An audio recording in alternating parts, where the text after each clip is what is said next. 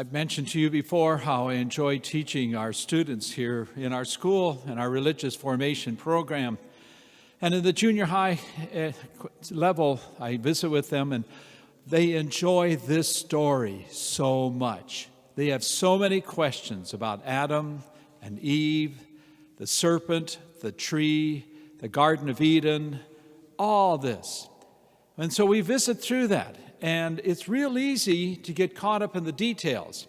Like, for example, when they say, well, Father, why was it the serpent? And I say, well, because it's very clever and it can be unseen. But they say snakes can be so good. And I said, they can be.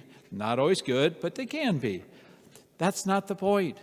The real point is what we hear when we're deceived. What we think is one way, and we find another way. And here, there's a deeper point, isn't there? It's about God and the rejection of God. It's about evil and good.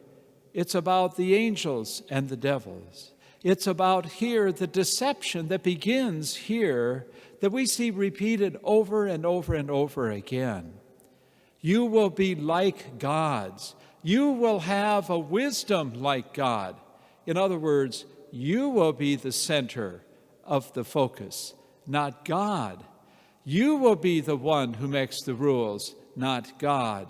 You will be the one who tells others about what's right and what's wrong. And that's where the deception, the lies, the evil that comes into our world that we see is so easily, it happened not just with Adam and Eve, but we believe continues.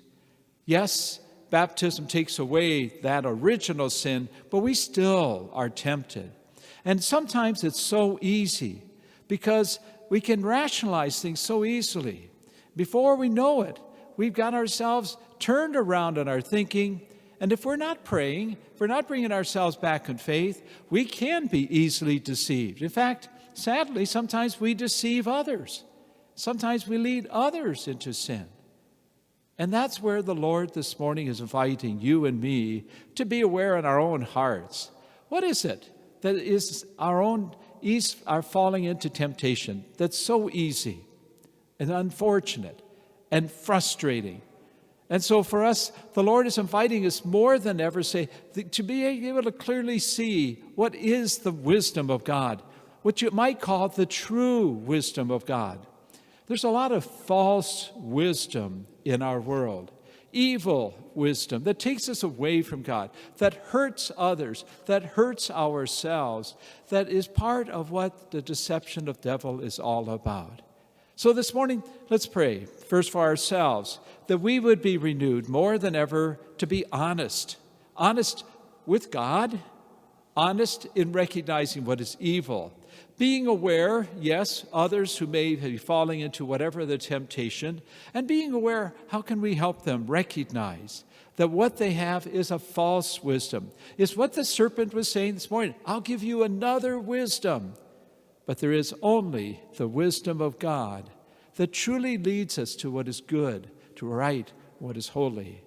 And let's pray that we can pray for our country, our world leaders, and all those who in so many ways are so important in helping others know that wisdom of God, that the laws of our country and around the world really respect other people. We have an awareness what God desires that is truly His wisdom in our hearts.